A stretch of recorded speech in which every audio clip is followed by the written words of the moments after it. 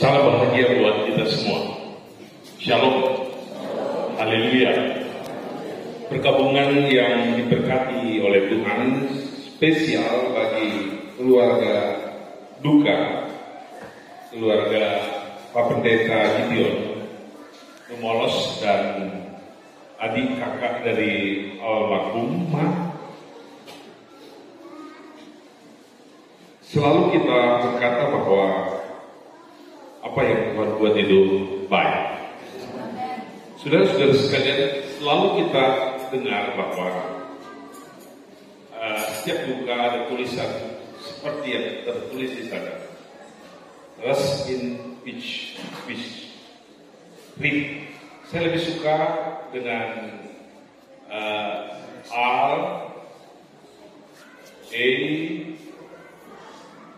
C H rich. Rest in Christ bagi orang-orang yang mengasihi Tuhan. Majelis Daerah Gereja Pentakosta Indonesia bersama dengan seluruh warga GPDI Sulawesi Tengah menyampaikan duka cita yang mendalam atas mangkatnya satu kekasih Tuhan, selain Tuhan yang setia, Pendeta Ibu Sarinah Mamangke. Puji Tuhan. Saudara-saudara sekalian, saya beri tema khotbah pada kesempatan ini adalah mati ke surga atau mati ke neraka. Kitalah yang harus membuat pilihan, karena Tuhan sudah memilih kita. Saatnya kita harus menentukan pilihan. Sebagai orang Kristen, kita mau ke surga atau ke neraka.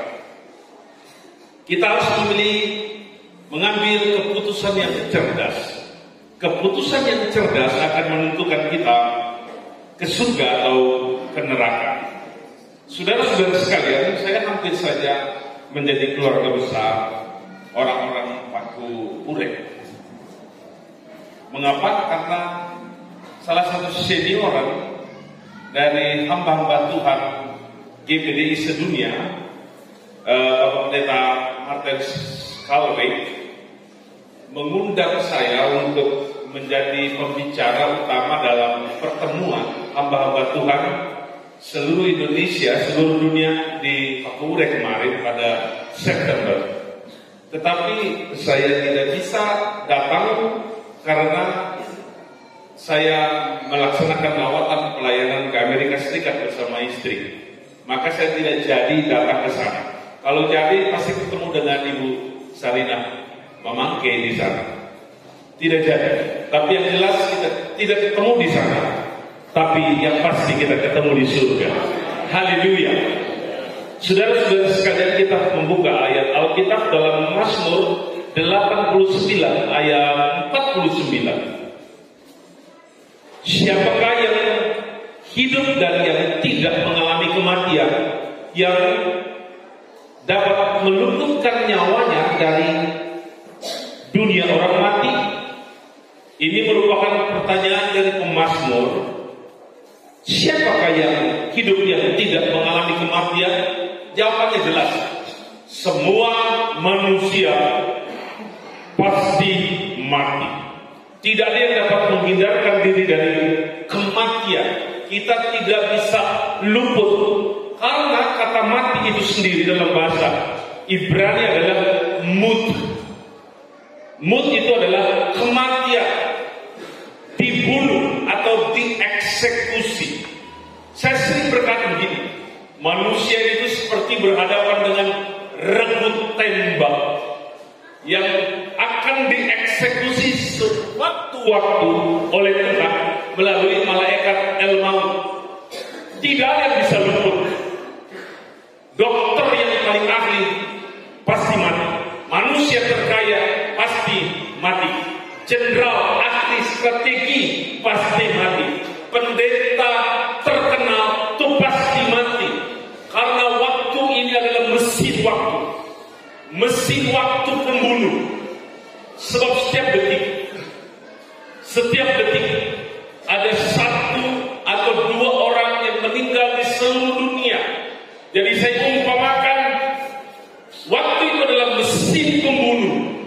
Siapapun yang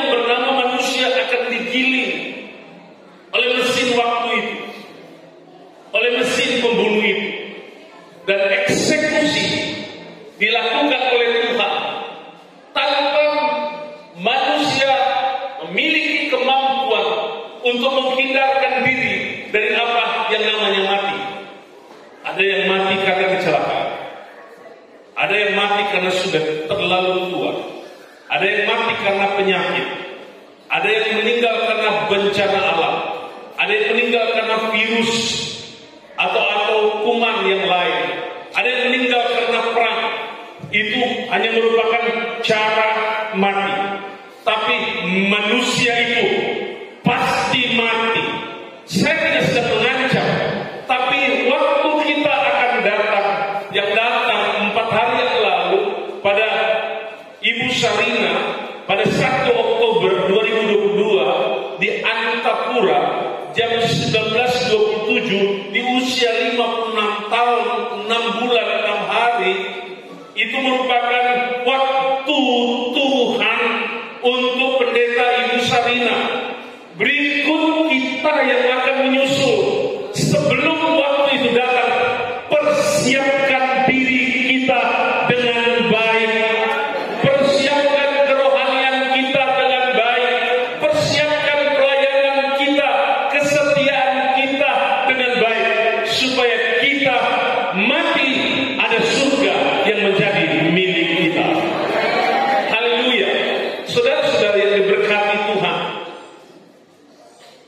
nomor 1 dari 6 poin yang saya akan kemukakan dengan cepat di sini. Bagaimana cara kita mati?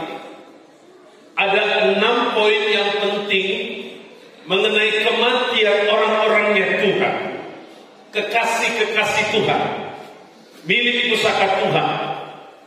1 tahun 3 bulan yang lalu, sahabat saya pendeta Stefi Lumolos sudah berangkat duluan, menyusul istrinya.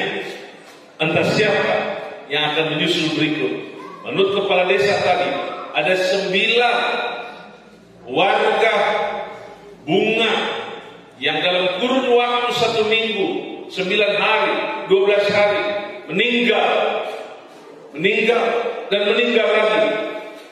Ada terekam duka cita yang mendalam di desa itu. Itu terjadi di kampung lain, itu terjadi di kota lain, terjadi di berbagai tempat. Baru-baru ini terjadi di sebuah stadion Kanjuruhan Malang. 127 orang meninggal dalam sekejap. Kita tidak tahu kapan waktu itu datang, tapi pastikan nomor 1, kita meninggal sebagai orang yang bertobat. Di dalam Alkitab Yesaya pasal 18 ayat 23 dan 32. Apakah aku berkenan kepada kematian orang fasik? Demikianlah firman Tuhan Allah. Bukankah kepada pertobatannya supaya ia hidup? Ayat yang ke-32. Sebab aku tidak berkenan kepada kematian seorang yang harus ditangguhnya. Demikianlah firman Tuhan Allah. Oleh sebab itu bertobatlah supaya kamu hidup. Saudara-saudara sekalian, tidak penting berapa lama engkau hidup, tidak penting seberapa kaya engkau, tidak penting gelarmu itu setinggi apa, tidak penting itu. Yang penting engkau dalam hidupmu bertobat atau tidak. Itu yang penting. Ada pendeta tidak bertobat, ada majelis gereja tidak bertobat, ada tokoh agama yang tidak bertobat, ada jemaat yang tidak bertobat. Ketika engkau mati, tidak ada surga bagimu. Tapi kalau engkau mati di dalam Tuhan, ada surga menjadi milikmu. Bertobatlah, karena itu penting bagi Tuhan, penting bagi dirimu sendiri. Banyak orang terus melakoni hidup dalam dosa. Ada sebuah kota di Amerika Serikat, namanya Las Vegas. Saya dan istri pergi ke kota tersebut dan dipesankan oleh seorang sahabat kamar hotel yang mewah di hotel bintang 5. Hotelnya keren, luar biasa. Tapi di lobi hotel tersebut ada kasino, tempat judi. Di situ aku melihat Orang yang ada di kursi roda, udah sangat tua, berjudi. Seorang nenek, orang tua kira-kira berusia 80 tahun. Di sebelah sana ada seorang bapak yang begitu gendut, sudah tua, di atas kursi roda, berjudi di kasino. Di sana saya lihat ada anak muda yang masih sangat muda sekali, berjudi di kasino. Sangat disayangkan. Itu daerah Kristen, tapi tidak ada pertobatan. Haleluya. Hari ini di sini di ruang ibadah ada pemakaman, ada seruan pertobatan untuk hati. Sebab engkau tidak tahu untuk meninggal kapan. Mungkin sebentar, mungkin besok. Persiapkan dirimu, bertobatlah, bawa dirimu siap di muka Tuhan. Ketika kematian itu datang, ada surga menantimu. Haleluya. Saudara-saudara yang diberkati Tuhan, nomor dua,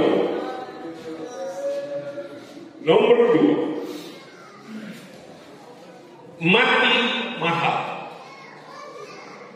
Pastikan bahwa kehidupan kerohanian kita itu nampak tak cuma cantik, indah, tapi mahal. Karena catatan Alkitab Mazmur 116 ayat 15 bilang begini, berharga di mata Tuhan kematian semua orang yang dikasihinya. Posisi paling tepat dan paling indah adalah dikasihi Tuhan, disayang Tuhan. Kenapa disayang Tuhan?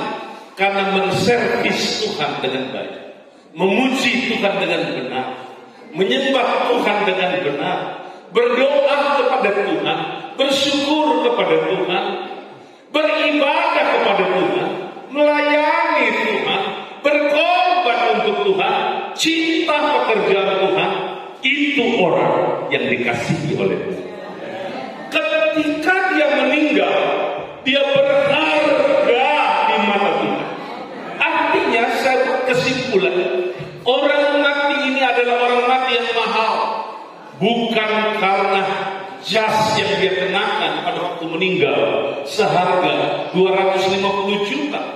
Bukan karena peti yang dia pakai sebagai peti jenazah berharga 500 juta rupiah.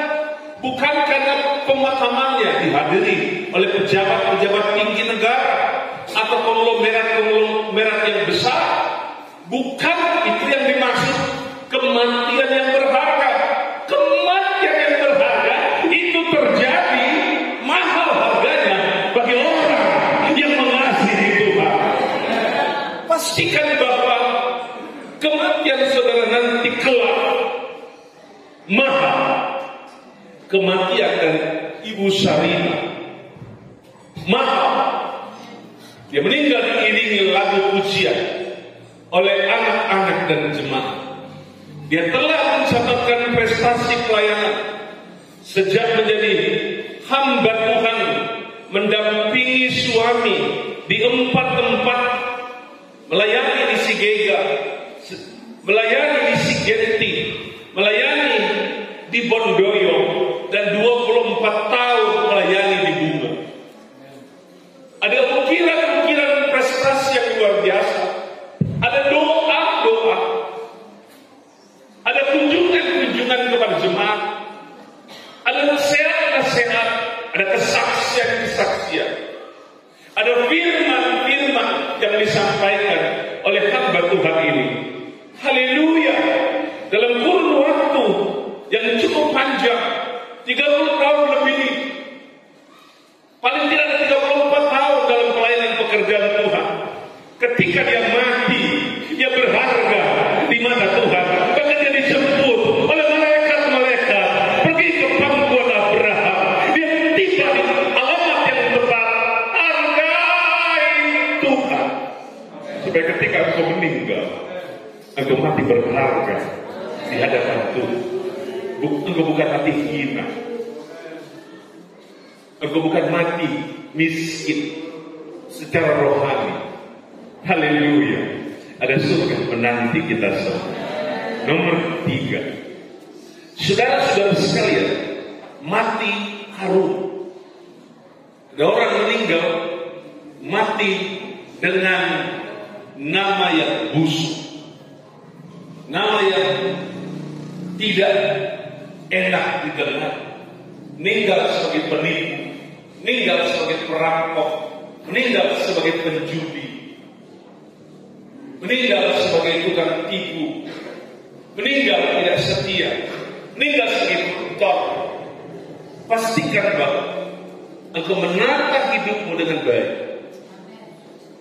Kehidupan sosial yang menjadi teladan, kehidupan spiritual yang menjadi contoh, kehidupan intelektual yang berbagi ilmu untuk orang lain. Alkitab tulis dalam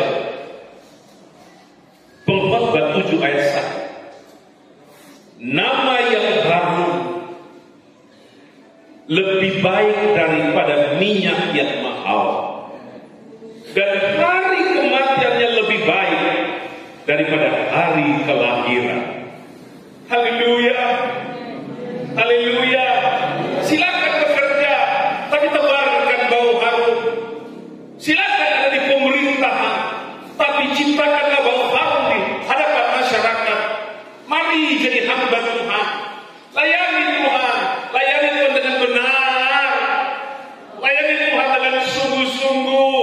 Jangan ciptakan rekor yang membuat nama kita tidak harum. Mari jadi gembala yang menghormati dan meninggikan Tuhan, supaya baumu harum. Layani jemaat dengan sungguh-sungguh. Datang mereka, besuk mereka, berikan yang terbaik pelayananmu untuk jemaat Tuhan. Maka ketika engkau mati, harum baunya. Glory, haleluya. Jangan menebar bau busuk karena mulutmu yang tidak bisa dijaga. Jangan menebar bau busuk karena kelakuan yang tidak beres. Jangan menebar bau busuk karena tingkah pola yang tidak menjadi berkat. Tebarkan bau yang harum. Ketika engkau mati, maka baumu harum, bukan cuma di bumi, tapi baumu harum sampai dalam penciuman Tuhan. Glory, haleluya. Saya percaya firman sedang berangkat menuju hatimu, mengubah pikiranmu, dan juga mengubah hatimu, dan memberkati keluargamu, memberkati kehidupanmu. Glory, haleluya. Semua menyembah Tuhan sejenak. Dalam 1 menit ke depan, semua keluarga yang ditimpa duka cita, engkau sedang dihiburkan oleh Tuhan. Gideon, engkau masih muda bersama istri. Ingat baik-baik pesan Papa dan Mama. Jadilah hamba Tuhan yang baik. Melayanilah Tuhan dengan sungguh-sungguh. Jiwa-jiwa sedang menantikan pelayananmu. Jangan sombong, jangan tinggi hati. Rajinlah melayani, sungguh-sungguh melayani. Haleluya. Dan semua jemaat Tuhan, dukung pelayanan hamba Tuhan muda ini supaya jadi berkat. Teman-teman senior, bantu hamba Tuhan ini. 1 menit kita mengangkat dua tangan kita ke atas, kita hormati Tuhan. Tebarkan bau yang harum, tebarkan bau yang harum. Yang ada di luar, saya minta yang beraktivitas di dapur, stop dulu aktivitasmu di dapur, aktivitasmu di pastori. Dengar firman, dengar firman. Hari ini Tuhan melawat engkau. Berhenti dengan kegiatan yang lain. Semua kumpul beribadah supaya hadirat Tuhan turun atas kita dan kemuliaan Tuhan terjadi di tempat ini. Beri tepuk tangan mempermuliakan Tuhan. Tepuk tangan mempermuliakan Tuhan. Haleluya. Glory, haleluya. Saudara-saudara sekalian, nomor 4. Haleluya. Mati mulia dan untung. Glory, haleluya. Di dalam ruang-ruang persidangan Dewan Perwakilan Rakyat Indonesia ada sebutan yang mulia. Dalam pertemuan-pertemuan ada sebutan yang mulia. Dan itu kan terdengar di desa-desa, di dusun-dusun, atau di tempat-tempat terpencil. Tapi saya mau bilang bahwa orang-orang percaya yang mati di dalam Tuhan itu mulia. Haleluya. Kemarin pemilik Facebook Mark Zuckerberg, hanya dalam waktu setahun saja dia mengalami kerugian 1.000 triliun. 1.000 triliun. Dia mengalami kebangkrutan karena perusahaan yang melindungi semua usahanya, termasuk Facebook, Instagram, dan yang lain-lain, perusahaan Metaverse, anjlok saham. Dia mengalami kerugian 1.000 triliun. Dia orang terkaya nomor 3 di dunia, anjlok menjadi nomor kaya ke-13. Hanya dalam 1 tahun. Kaya. Tapi kemudian turun deras kekayaan. Dia mengalami kerugian. Tapi orang desa, hamba Tuhan yang tidak terkenal, meninggal, itu untung. Haleluya. Bukankah catatan itu kita bisa baca dalam Filipi 1 ayat 20? Sebab yang sangat kurindukan dan kuharapkan ialah bahwa aku dalam segala hal tidak akan beroleh malu, melainkan seperti sedia kala, demikian pun sekarang Kristus dengan nyata dimuliakan di dalam tubuhku, baik oleh hidupku maupun oleh matiku. Karena bagiku hidup adalah Kristus dan mati adalah keuntungan.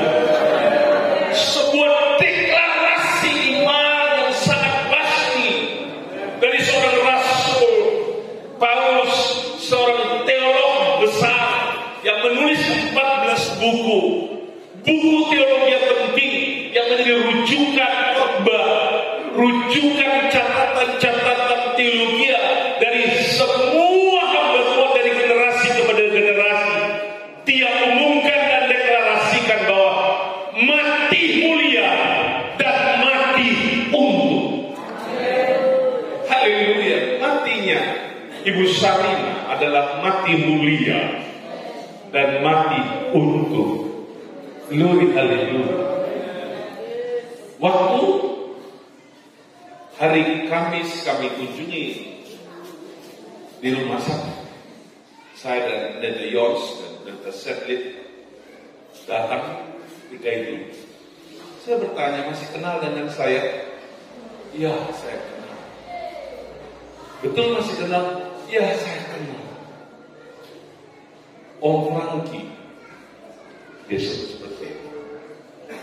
Dia masih bisa kenali saya. Dia bisa lupa saya, tapi dia tidak bisa lupa Tuhan. Haleluya. Dia gak bisa lupa Tuhan. Kami berdoa, dia bilang haleluya, dia bilang glory, puji Tuhan, haleluya. Dia tidak lupa Tuhan. Dia mati mulia. Dia mati untung. Pastikan kita adalah orang-orang yang sama. Kita mati mulia. Kita mati untung.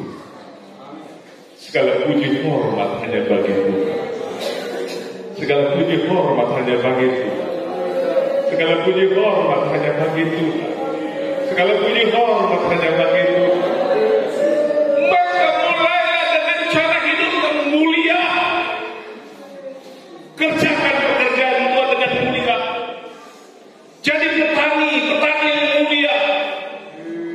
Jadi pegawai negeri yang mulia. Jadi pejabat yang mulia. Jadi hamba Tuhan yang mulia. Ketika kau mati kau mulia dan beruntung. Puji Tuhan.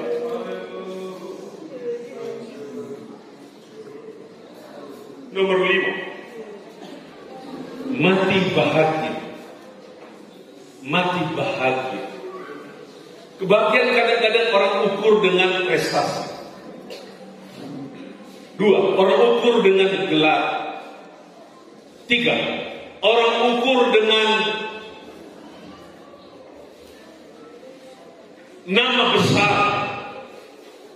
Orang ukur dengan pencapaian di muka bumi. Kebahagiaan kadang-kadang orang ukur dengan kecantikan. Tapi sebenarnya kebahagiaan itu ada di hati. Haleluya. Ada orang punya banyak duit tapi tidak bahagia. Ada orang itu menghibur orang di dunia film tapi tidak bahagia. Di Boulevard Hollywood ada sebuah jalan yang sepanjang 3,6 km. Di sepanjang jalan itu ada bintang-bintang yang kemudian ditulis nama-nama politikus terkenal di Amerika, bintang-bintang film tersohor di seluruh dunia, tokoh-tokoh politik negarawan Amerika Serikat, dan juga ada pendeta yang terkenal termasuk Billy Graham. Tapi itu menjadi jalanan yang harus diinjak oleh pejalan-pejalan kaki, termasuk saya. Injak orang-orang besar, punya nama.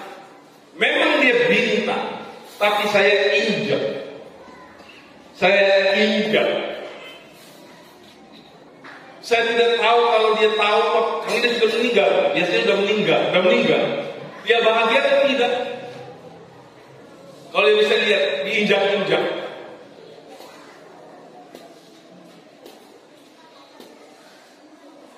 Hari ini kita harus pastikan kita ini ketika mati bahagia atau tidak. Karena Alkitab tulis dalam Matius pasal 14 ayat 13, dan aku mendengar suara dari surga berkata, tuliskan, berbahagialah orang-orang mati yang mati dalam Tuhan sejak sekarang ini. Sungguh kata Roh, supaya mereka boleh beristirahat dari jerih mereka, karena segala perbuatan mereka menyertai mereka. Mati bahagia. Ada orang kadang-kadang bilang begini, aduh DP mayat, coba dia perhatikan DP bibir, rupa ada senyum kan?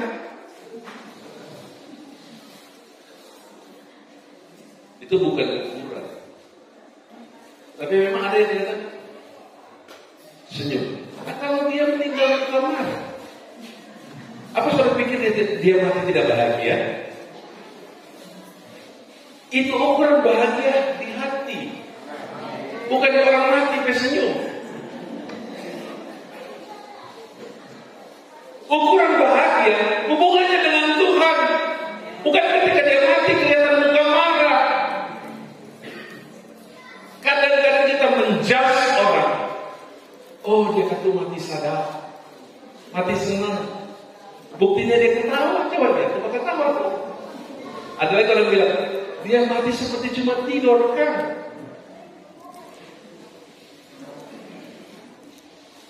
Seperti itu. Tapi hati-hati, malam ketiga dia marah. Kalau orang bilang begini, oh, kalau dia mati dalam Tuhan dia tidak berstop. Tapi kalau dia mati tak tabrak, dia mati penasaran. Dia akan bikin takut orang. Saya bilang,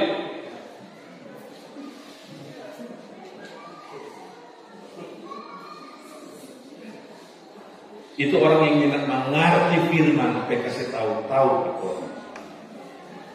Bapaknya itu gelas di belakang dia semua nimpang.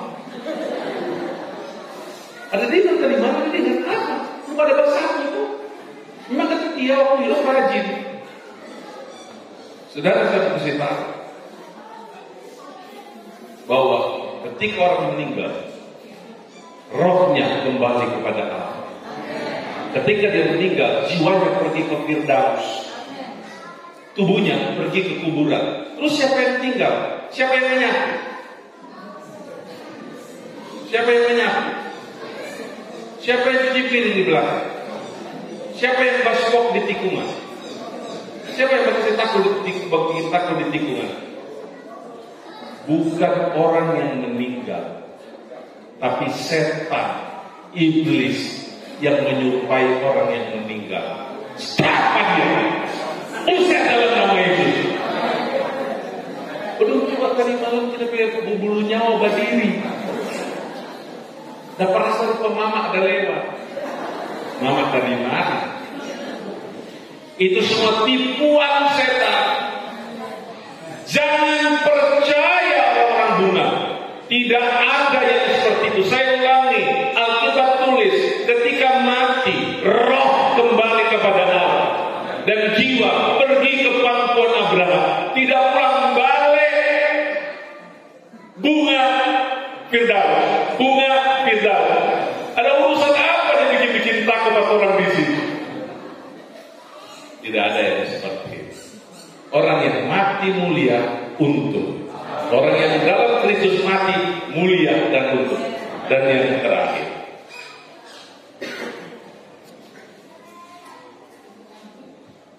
mati dalam Yesus. Ini adalah final dari semuanya. Mati dalam Yesus. Ucapkan bersama-sama 2, 3.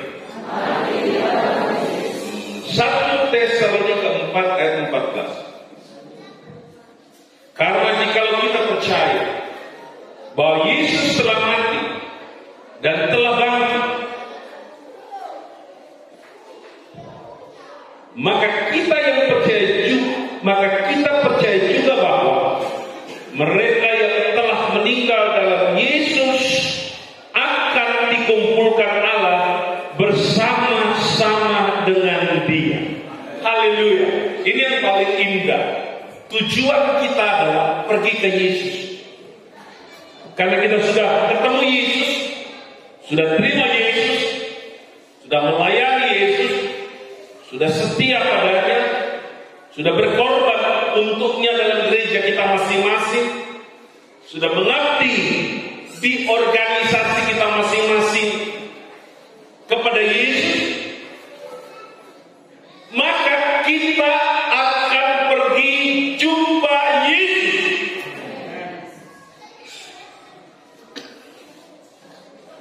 Dan itu berlaku bagi orang yang mati di dalam Yesus.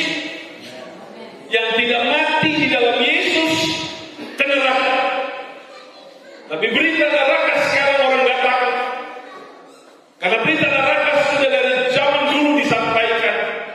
Dari zaman Yesus disampaikan. Di zaman rasul-rasul disampaikan.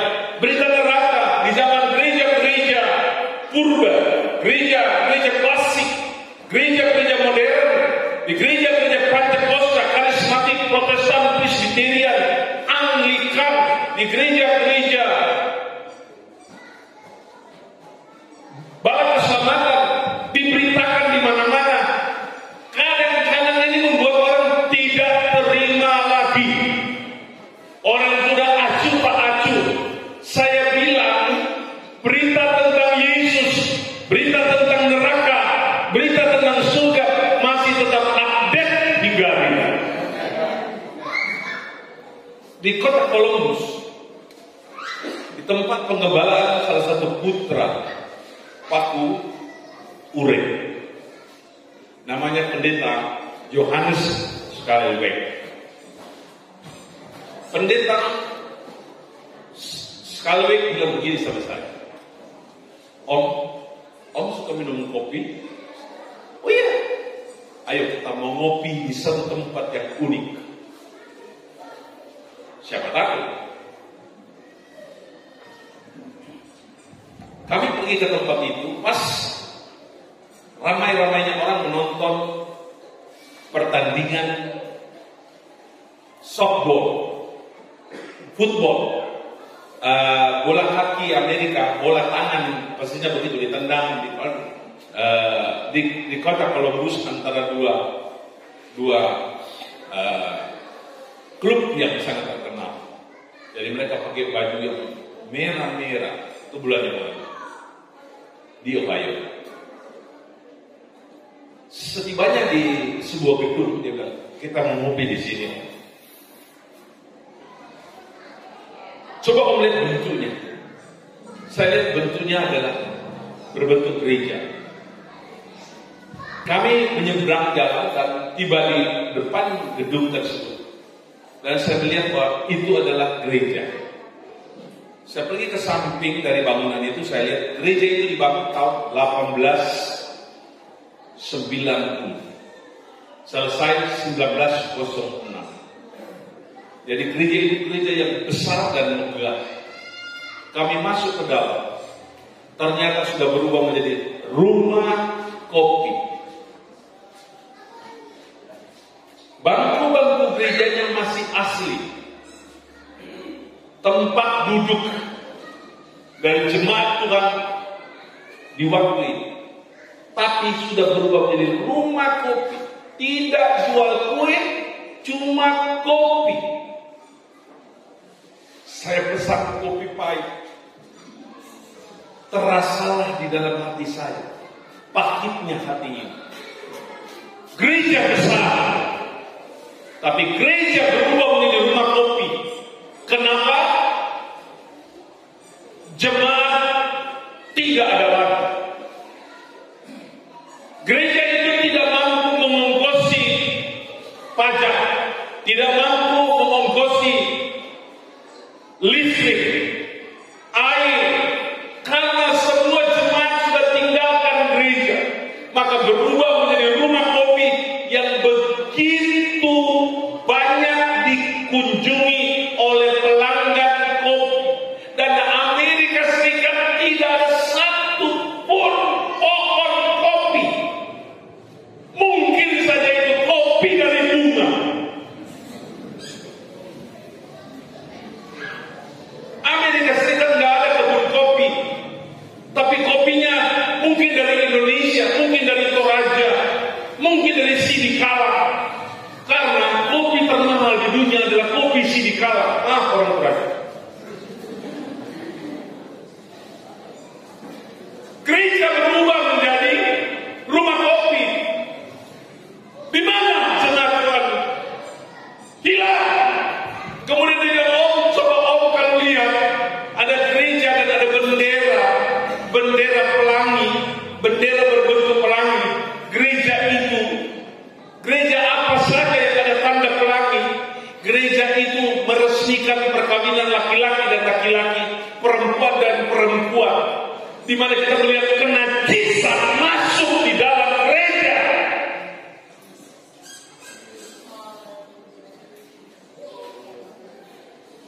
Mereka tidak mau mati di dalam Yesus, tapi hari ini di dalam nama Tuhan Yesus Kristus. Periksa hatimu, apa masih beres di muka Tuhan? Haleluya. Apakah engkau masih cinta pekerjaan Tuhan? Jemaat Tuhan, dengarkan baik-baik yang ada di dalam sana. Dengar baik-baik. Apakah engkau mau ke surga?